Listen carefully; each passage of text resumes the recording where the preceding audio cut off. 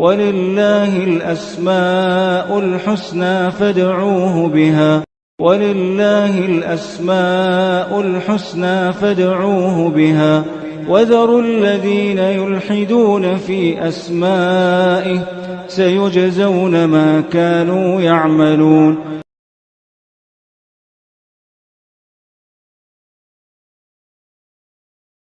الحمد لله رب العالمين وبه نستعين وصلى الله وسلم على سيد الأنبياء والمرسلين وعلى آله وأصحابه أجمعين ومن تبعهم بإحسان إلى يوم الدين أما بعد. آج کے درس میں ایک اہم بات آپ کے سامنے رکھی جائے گی انشاءاللہ. وہ یہ ہے کہ پچھلے درسوں میں اللہ سبحانہ و تعالیٰ کی صفات سے متعلق ایک قاعدہ کی نشاندہی کی گئی تھی کہ اہل السنہ والجماعہ کا یہ موقف ہے کہ اللہ سبحانہ و تعالیٰ کی اسماء حسنہ اور اس کی صفات علیہ سے متعلق جو اللہ تعالیٰ نے قرآن میں کہا ہے، جو رسول اللہ صلی اللہ علیہ وسلم سے ثابت ہے صحیح احادیث سے، ہم اسی کے مکلف ہیں کہ اس کو ثابت کریں. اللہ سبحانہ و تعالیٰ سے متعلق کسی چیز کی نفی کرنا ہو تو ہم اسی کے بقدر نفی کریں گے اور انہی الفاظ میں نفی کریں گے جو اللہ سبحانہ و تعالیٰ سے ثابت ہے. جیسے ہم کہتے ہیں اللہ سبحانہ و تعالیٰ کے اسماء حسنہ کو ثابت کرتے ہیں کہ اللہ سبحانہ و تعالیٰ یعنی اللہ الرحمن، العزیز، الغفور، القیوم، جس طرح سے اسماء حسنہ ہم ثابت کرتے ہیں اللہ تعالیٰ کے لیے صفات، جیسے اللہ سبحانہ و تعالیٰ کی ایک صفت ہے الرحمہ، العزہ، القدرہ، النزول، الضحک. اللہ سبحانہ و تعالیٰ کے لیے اللہ سبحانہ و تعالیٰ سے متعلق جو بھی ہم چیز ثابت کرتے ہیں، جیسے الوجہ، العین، الید، حقیقی معنی میں کما یلیق لشأنہ. تو جب نفی کرتے ہیں، جیسے ہم کہتے ہیں لا تأخذہ سنۃ ولا نوم، جیسے ہم کہتے ہیں لا یموت، وما اللہ بغافل عما تعملون، اس طرح کی جو نفی ہوتی ہے وہ نفی بھی ثابت ہونی چاہیے کتاب و سنت سے. تو اللہ سبحانہ و تعالیٰ کے حق میں اسماء حسنہ اور صفات باری تعالیٰ اس بات میں ہو یا نفی میں ہو، یہ ثابت شدہ ہونا چاہیے کتاب و سنت سے. جو چیز ثابت شدہ نہیں ہے ہم اس کے مکلف نہیں ہیں. ہم اللہ سبحانہ و تعالیٰ کے لیے نہ اس بات میں نہ نفی میں کسی طرح کی کوئی بات ایسی نہیں کہیں گے، کوئی کلمہ جو کتاب و سنت سے ثابت نہیں ہے. آج کے درس میں جو بات میں آپ کے سامنے رکھنے جا رہا ہوں وہ یہ کہ اللہ سبحانہ و تعالیٰ کے لیے القدیم کہا جا سکتا ہے کہ نہیں، کیا یہ اللہ تعالیٰ کے لیے ثابت ہے یا نہیں ہے، القدیم کا معنی کیا ہے. تو اس سلسلے میں بنیادی طور پر میں آپ کے سامنے بات رکھوں گا، اس لیے کہ جو ہے اگر وقت کم ہے تو میں اس درس کو آنے والے ہفتے میں مکمل کروں گا انشاءاللہ.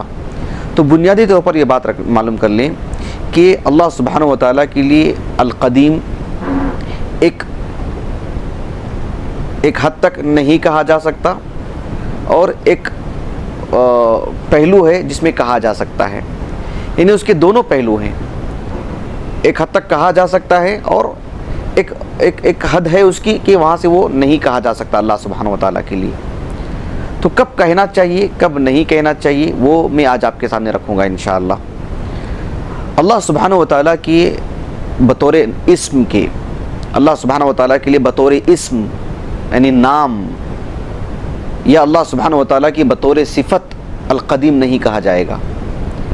یعنی ایسا نہیں ہوگا کہ جس طرح سے ہم اللہ سبحانہ و تعالیٰ کے لیے مختلف نام ہیں، اللہ، الرحمن، العظیم، الحی، القیوم، الوارث، الودود، الرؤوف، الحسیب، الغفار، القہار، الستیر، اس طرح کے جو اسماء ہیں اس کے ذریعے سے بندے کا ایک نام بھی رکھا جا سکتا ہے. جیسے ہم بولتے ہیں التعبد،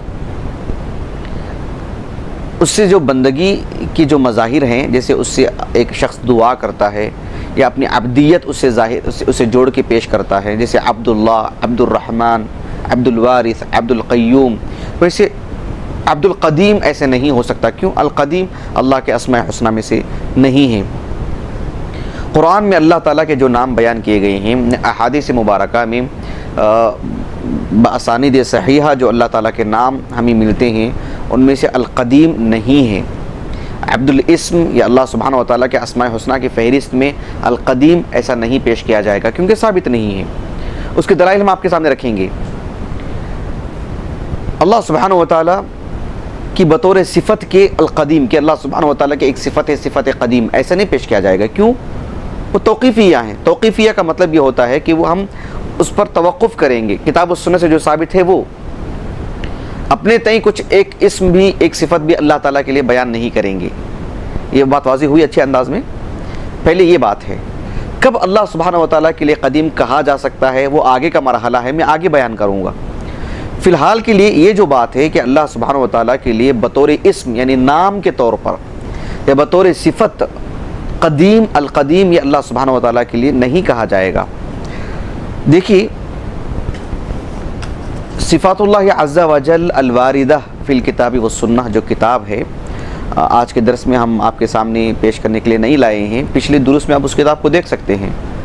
شیخ علوی بن عبد القادر السقاف حفظہ اللہ جو ایک نہایت معتبر عالم دین ہیں اور معروف اور مشہور عالم دین ہیں، ان کی یہ کتاب ہے اور اس پہ انہوں نے بہت ہی استیعاب سے کام لیا ہے، احاطہ کیا ہے اللہ تعالیٰ کے اسماء حسنہ کا، صفات باری تعالیٰ کا، اور بالکل ٹھوس انداز میں اس کتاب کو آپ نے پیش کیا ہے امت کے سامنے، اور اللہ تعالیٰ نے اس کتاب کو بڑی قبولیت عطا فرمائی الحمدللہ۔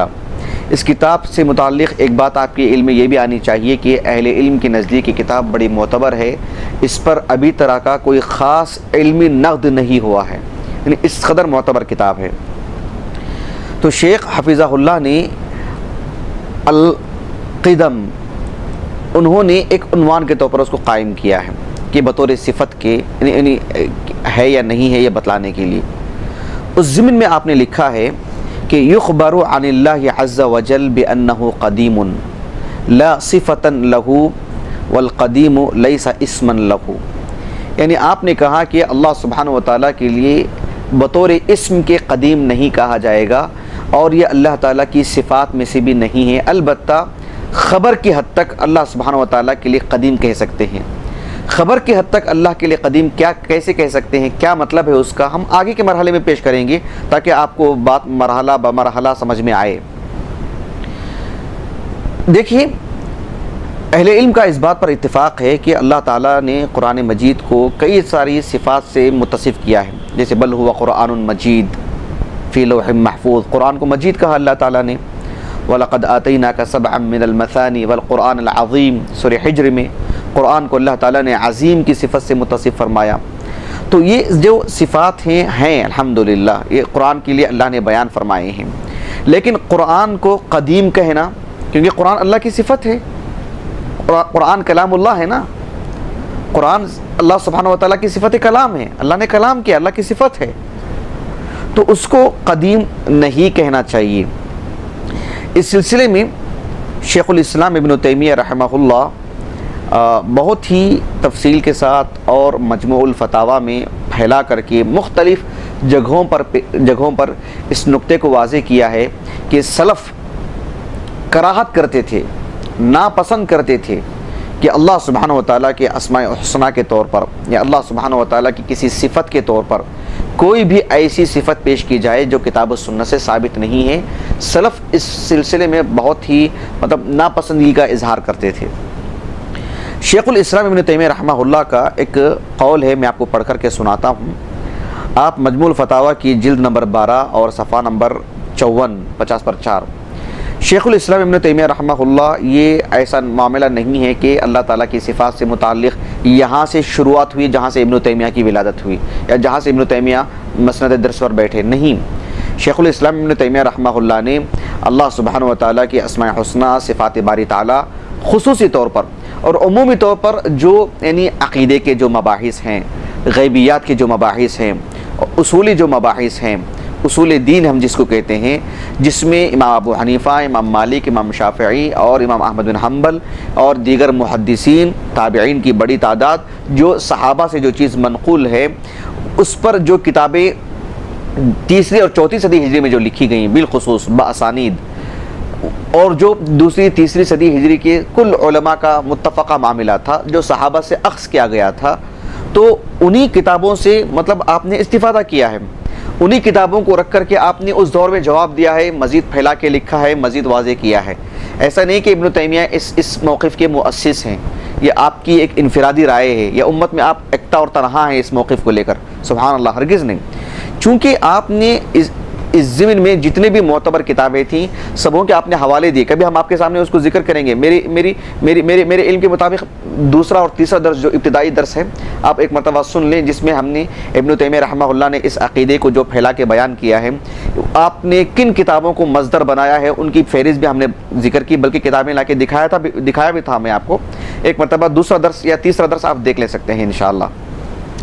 شیخ الاسلام ابن تیمیہ رحمہ اللہ فرماتے ہیں کہ القرآن کلام اللہ منزل غیر مخلوق، وقالوا لم يزل متکلما اذا شاء، فبینوا ان کلام اللہ قدیم ای جنسہ قدیم لم یزل، ولم يقل احد منهم ان نفس الكلام المعین قدیم، ولا قال احد منهم القرآن قدیم، ولا قال احد منهم القرآن قدیم، بل قالوا انه كلام الله منزل غیر مخلوق، واذا كان الله قد تكلم بالقرآن مشیئته كان القرآن كلامه، وكان اس کے بعد کہتے ہیں ولم يكن مع ذلك ازليا قديما بقدم الله، وان كان الله لم يزل متكلما اذا شاء فجنس كلامه قديم۔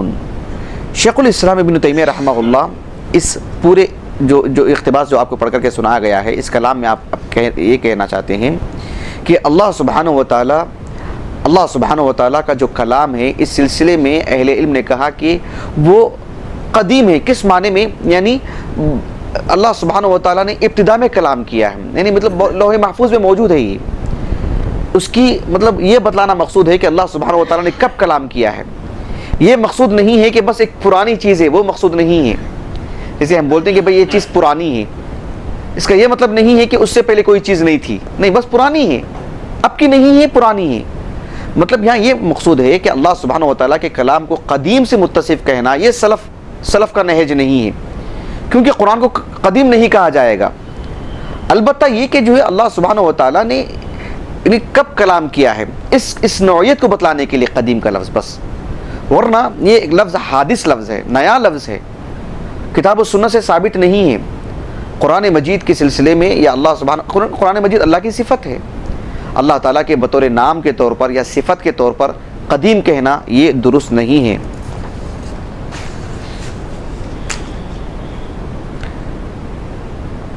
شیخ الاسلام ابن تیمیہ رحمہ اللہ کی کتاب ہے منہاج السنہ النبویہ، اس میں بھی جلد نمبر 5 صفحہ نمبر 421 وغیرہ میں آپ لکھتے ہیں کہ لوگوں کا یہ کہنا کہ ان القرآن قدیم، قرآن کو قدیم کہنا، کیونکہ قرآن اللہ کی صفت ہے، جیسے الرحمہ اللہ کی ایک صفت ہے، العزہ اللہ کی ایک صفت ہے، القدرہ اللہ کی ایک صفت ہے، ویسے ہی الکلام جو اللہ رب العالمین نے کلام کیا ہے وہ اللہ کی صفت ہے، صفت فعلی، جب چاہے گا اللہ کلام کرے گا، تو اس کو قدیم کہنا قرآن، کیونکہ اللہ کی صفت ہے وہ۔ ان القرآن قدیم، قرآن کو قدیم کہنا، کہا کہ وہی ایضا بدعۃ لم یقلها احد من السلف، یہ ایک بدعت ہے، دین میں ایک زیادتی ہے، یہ ایک حادث کلمہ ہے۔ اللہ سبحانہ و تعالیٰ کی کوئی صفت یا بطور اسم کے قدیم کہنا ایک حادث لفظ ہے، سلف اس سے واقف، سلف کے علم میں بات نہیں تھی، یعنی سلف کی مطلب پہچان میں یہ لفظ نہیں تھا، بعض کا لفظ ہے یہ۔ سلف قرآن مجید کے لیے قدیم کا لفظ استعمال نہیں کرتے تھے۔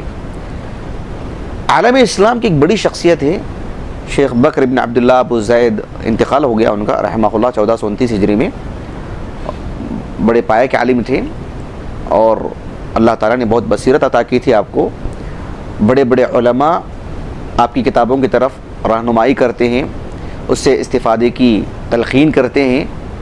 تو ان کی ایک کتاب ہے معجم المناہی اللفظیہ، یعنی انہوں نے ایک قاموس کے طور پر، ایک معجم کے طور پر، ایک ڈکشنری کے طور پر انہوں نے ان سارے کلمات کو اکٹھا کیا جو یعنی ایک مسلمان استعمال کرتا ہے یا مسلم دنیا میں استعمال کیے جاتے ہیں، یا جو ہے مطلب مسلم دنیا کسی بھی طور پر اخبار کے حد تک اخبار میں لے لیں یا جو ہے مطلب ٹیلی ویژن کے ذریعے سے لے لیں، عام خطبے میں لے لیں، عام گفتگو میں لے لیں، دینی نقطہ نظر سے کچھ مسئلے کو افہام و تفہیم کے حد تک لے لیں، کسی بھی پہلو سے وہ کلمات استعمال کیے جاتے ہوں جو شرعاً مطلب ناپسند کیے گئے ہیں، شریعت جسے پسند نہیں کرتی ہے، وہ شریعت میں در آئی ہیں، شریعت میں داخل کیے گئے ہیں۔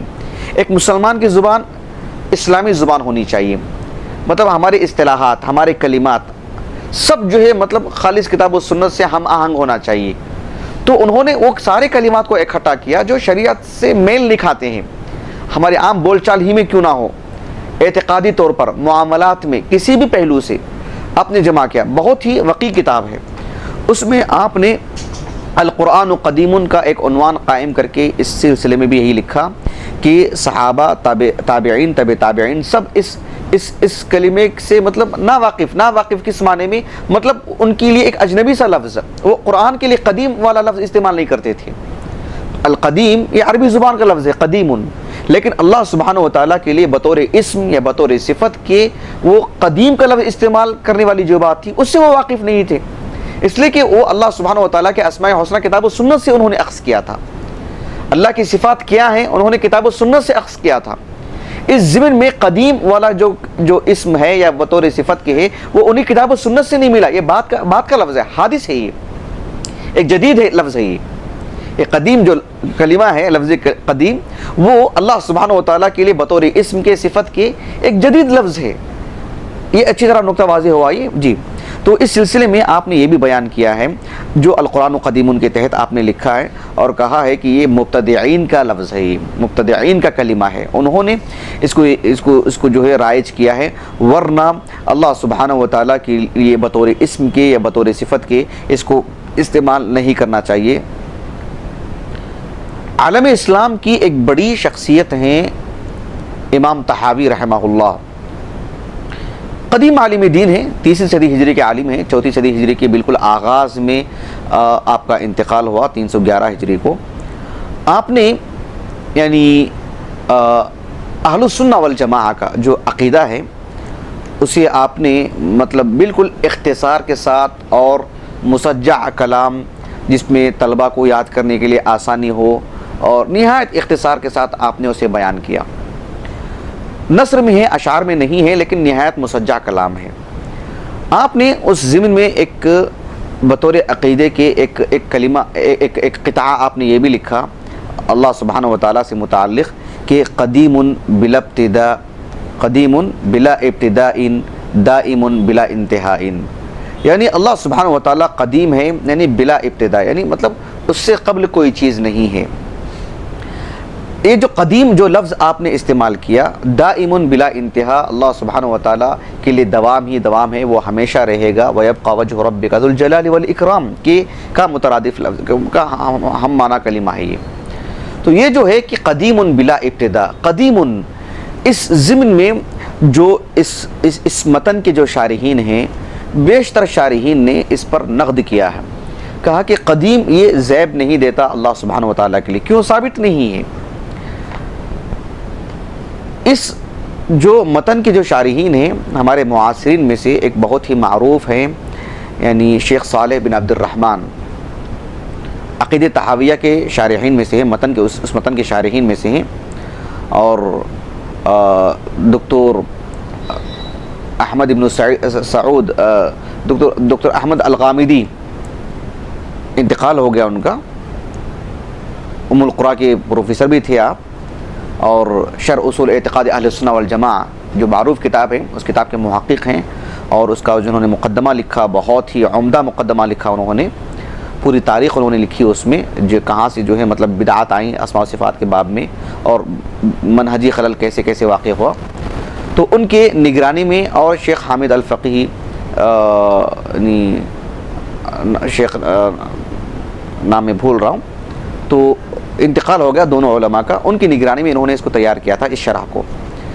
اس شرح میں آپ نے لکھا ہے، اس شرح کا جو حصہ ہے اس کا صفحہ نمبر 54 ہے، اور ان کی جو شرح ہے جامعہ محمدیہ بنگلور میں پڑھائی جاتی ہے فضل سال اول میں، فضل سال آخر کا مجھے علم نہیں ہے، فضل سال اول میں تو پڑھائی جاتی ہے، تو شیخ صالح بن عبد الرحمن نے لکھا ہے کہ وقد ادخل المتکلمون فی اسماء اللہ تعالی القدیم، کہ جو اہل کلام ہیں، اہل کلام سے مراد جو علم الکلام کی بنیاد پر جنہوں نے مطلب دین کو سمجھنا چاہا، عقلانی لوگ. یہ علم الکلام ایک اصطلاح ہے، ابھی ہم سمجھا نہیں سکتے اس کو، وقت اس کا تقاضا نہیں کرتا ہے. اس سلسلے میں آپ کو ایک مستقل درس دے گے انشاءاللہ کہ علم الکلام سے مراد کیا ہے، کیونکہ اسماء و صفات کے باب میں اس کا بڑا دخل ہے اور جو ہے اس کا بڑا اثر رہا ہے امت مسلمہ کے مابین. تو انشاءاللہ ہم آپ کے سامنے وہ بھی موضوع لے کر حاضر ہوں گے باذن اللہ تعالی. تو شیخ صالح بن عبد الرحمن کہتے ہیں وقد ادخل المتکلمون فی اسماء اللہ تعالی القدیم ولیس هو من الاسماء الحسنى. یہ کہتے ہیں کہ جو ہے اہل کلام جو لوگ منطق سے متاثر ہوئے، انہوں نے اسماء حسنہ میں القدیم کا اضافہ کیا، جبکہ وہ اسماء حسنہ میں سے نہیں ہے. فإن القدیم فی لغت العرب التي نزل بها القرآن والمتقدم على غیرہ. اس لیے کہ عربی زبان میں قدیم یعنی جس زبان میں قرآن نازل ہوا، یعنی عربی زبان جس زبان میں قرآن نازل ہوا اس زبان میں القدیم کے معنی کیا ہیں؟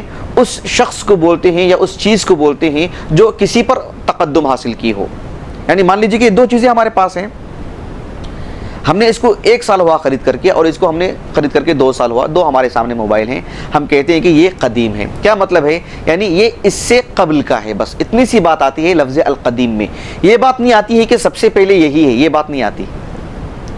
القدیم میں یہ معنی نہیں آتا. اللہ سبحانہ و تعالیٰ کے لیے ایک نام آتا ہے الاول، هو الاول والآخر والظاہر والباطن. الاول، اللہ کے رسول نے کیا کہا صلی اللہ علیہ وسلم، صحیح مسلم کی حدیث ہے، انت الاول فلیس قبلک شیء. الاول یہ اللہ کے اسماء حسنہ میں سے، اس سے پہلے کوئی چیز نہیں. لیکن القدیم میں یہ معنی نہیں آتا. القدیم میں کوئی مدح والی بات نہیں ہے.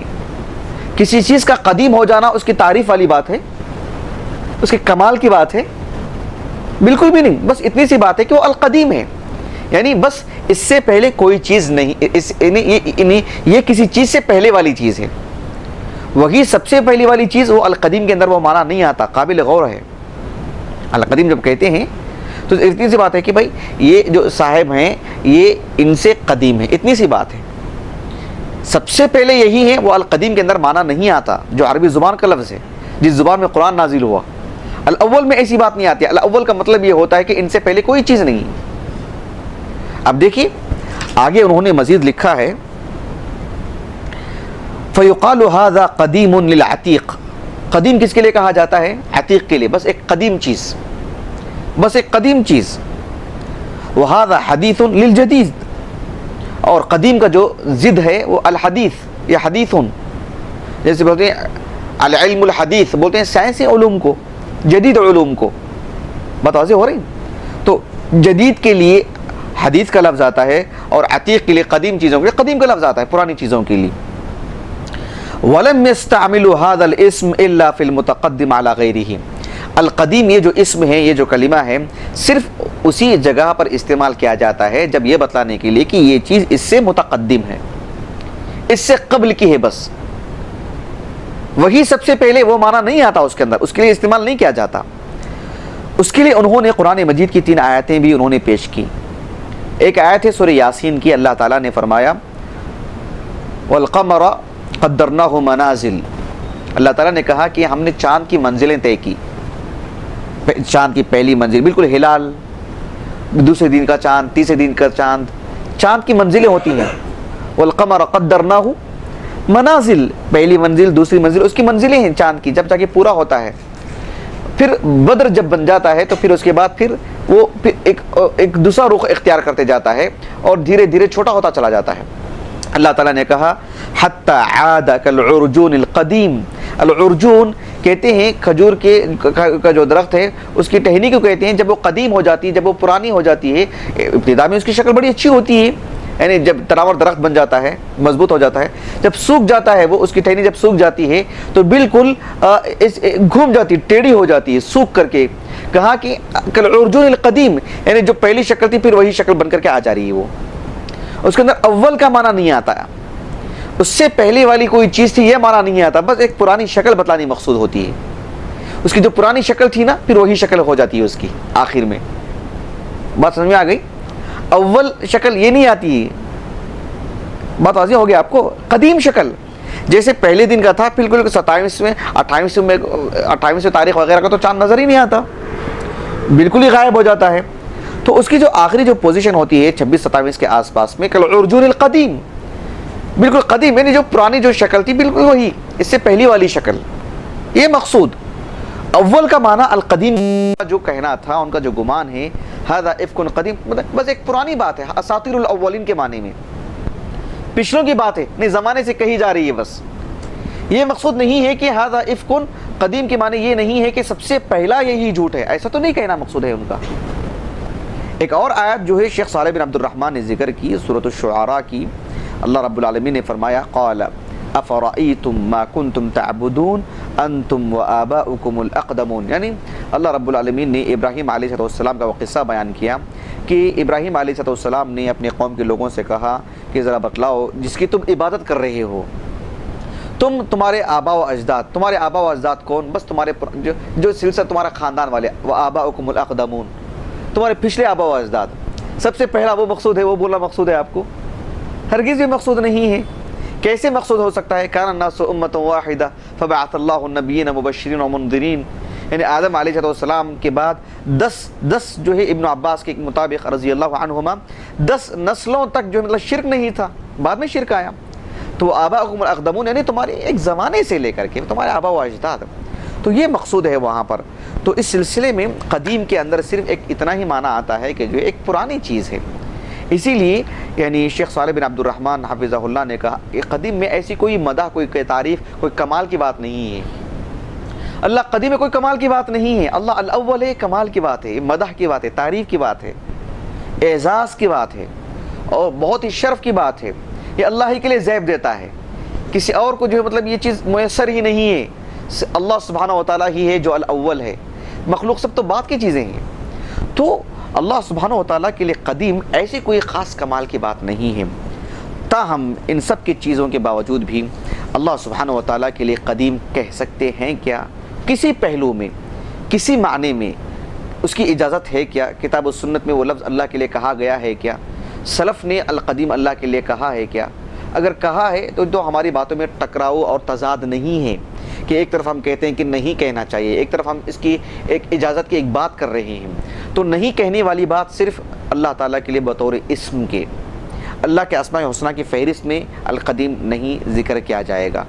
اللہ تعالیٰ کی صفات اللہ کے اسماء حسنہ سے بھی زیادہ ہیں, لیکن ان سارے صفات میں بھی اللہ کے لیے القدیم نہیں بیان کیا جائے گا. کیوں؟ یہ سب توقیفی امور ہیں, سب توقیفیاں ہیں, اس پہ توقف کرنے کی ضرورت ہے. کتاب و سنت سے ثابت ہو تبھی کہنا چاہیے. لیکن پھر بھی اللہ سبحانہ و تعالیٰ کے لیے قدیم ایک پہلو آتا ہے, ایک موڑ آتا ہے جہاں ہم اللہ کے لیے ذکر کر سکتے ہیں, بیان کر سکتے ہیں.